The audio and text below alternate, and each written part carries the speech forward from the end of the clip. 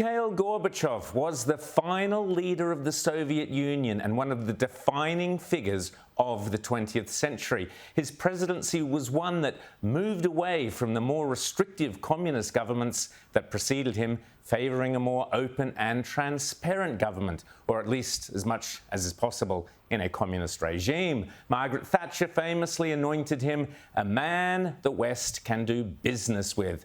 He was viewed as an instrumental force in ending the frosty relationship between Russia and the West, which ultimately saw the collapse of the Berlin Wall, an end of the Iron Curtain, and a short-lived period where the world breathed a sigh of relief that nuclear war and war with communism might not be sparked ever again. Ironically, that also meant the end of Gorbachev's presidency. Gorbachev has passed away at the age of 91, with present and former world leaders praising him for his instrumental role in ending the Cold War. I'm delighted to be joined now by our former Prime Minister, Tony Abbott, to get his opinions on Gorbachev. Tony, great to see you. How are you? I'm well, Rowan, and thanks for having me on. So what's your main memory of Gorbachev, of his role in bringing about, I guess, the end of communism, for briefly, has it reasserted? And what would Gorbachev make of the new Marxism that we see in the West? Rowan, we should be very grateful to Mikhail Gorbachev, because he did effectively reform communism out of existence, at least in the old Soviet Union, and for that the whole world should be immensely grateful.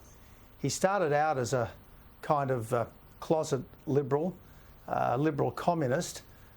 He then evolved into a kind of social democrat by the time he left office in 1991.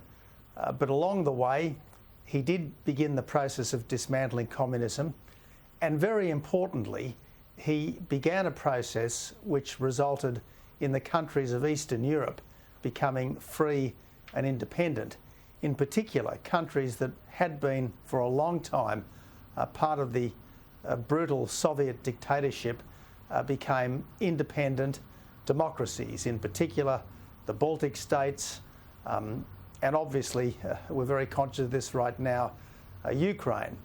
So while we have to lament the rise of a new authoritarianism in Russia under the dictator Putin, by the same token, there have been lasting benefits from the Gorbachev era, and just at the moment, it's very easy to appreciate what we've lost. Tony Abbott, you famously threatened to shirt front Putin. There are many now who probably wish that you had and that you were still there to shirt front him. What do you think Gorbachev would have made of the recent few years of Putin, and particularly the invasion of Ukraine? He was obviously at different times an antagonist of Yeltsin, and so he was initially a supporter of Putin. It seems that his attitude towards Putin cooled. At different times he accused Putin of restoring dictatorship in Russia. On the other hand, he did seem to be in favour of a strong relationship between Russia and Ukraine. He was, I suppose, part Ukrainian himself, and I think his wife was Ukrainian. So I guess he typified the human-to-human links that have existed for centuries between Russia and Ukraine. That said, as someone who seems to have been essentially a liberal, it's hard to see how he could have done anything other than deplore the extraordinary brutality of what's currently happening with the Russian invasion. Certainly, when the Baltic states declared their independence of the Soviet Union, there was no brutal intervention by Gorbachev when he was in charge. Tony, we can't talk about Gorbachev without talking about Reagan and Thatcher.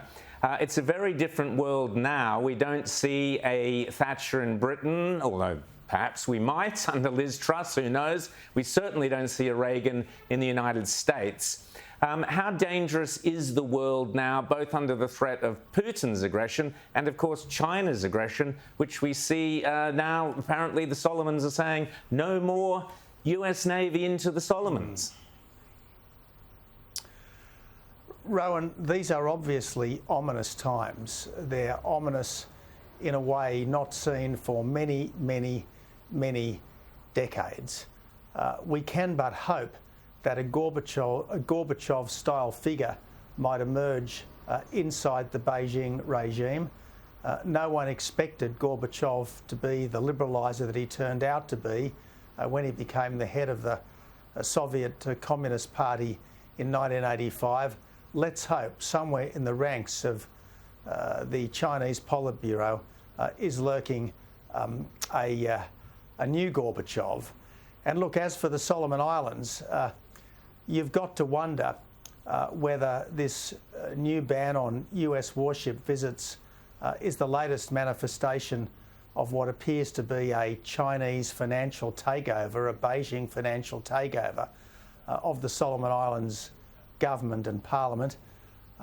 It does seem that Chinese money has been very active in Solomon Islands politics, and this has got to be something which causes the very gravest concerns to all the democracies of the Indo-Pacific region. We always thought when the Berlin Wall came down, which was a result of Gorbachev, that we would see Russia become, or communist countries become more liberal. Some did, others haven't. But what we didn't expect to see was basically neo-Marxism, hardcore left thinking taking off in the West. Yet that is what has happened. How can we put that genie back in the bottle? How can we get neo-Marxism out of the Western culture? You make a fair point, Rowan. Economic Marxism collapsed in the late 1980s, but cultural Marxism is flourishing as never before, including in countries such as ours. We've got to understand that the Marxists have figured out that the workers were never going to fall for this doctrine of economic equality. But in countries like ours, the intellectuals have certainly fallen for this idea of introducing what is effectively socialism in the guise of things like environmentalism, identity politics, and so on. Now, what do we do about it? Well, we just have to expose it wherever we find it. And that's what people like you in your own way are doing, and hopefully it's what people like I'm doing as well.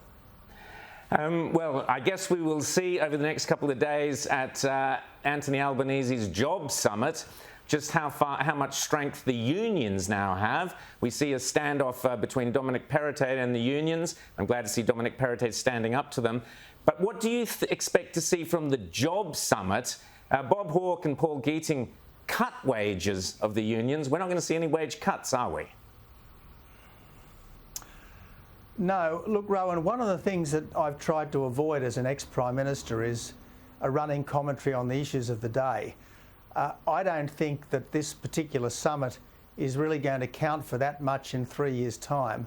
I think in 3 years' time, when the election comes round, what people will be looking for is, has the government delivered on the fundamental commitments it made at the election?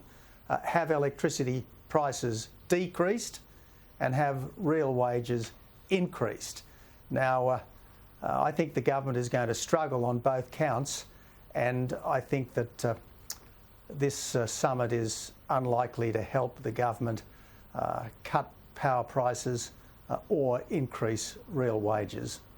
Now, I was disappointed when I read the list of who'd been invited to the summit, Tony Abbott, that your name wasn't on the list. However, were you to be sitting on one of the bean bags there with Albo and the rest, what would be your advice?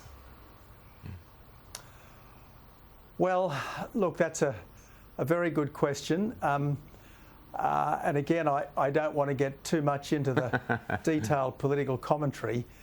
The the thing that we need most of all in Australia right now is to rediscover pride in our country. Now, there are all sorts of things that could be better. There are always things that could be improved.